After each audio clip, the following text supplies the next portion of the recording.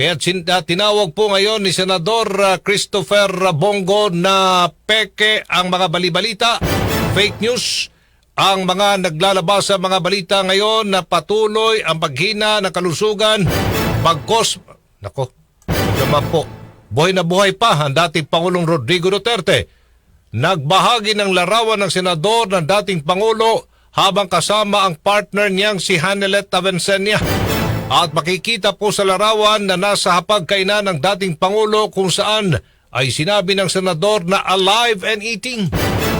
Magugunitang noong nakarang buwan din ay nagpost din ito ng video habang kasama ang Pangulo matapos ang pagkalat nga ng mga balitang ito ay nakaratay sa higaan at hindi na raw makatayo.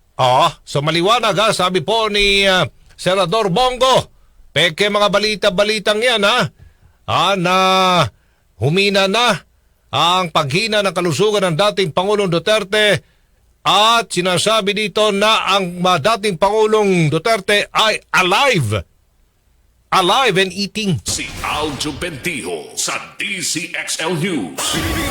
Birada.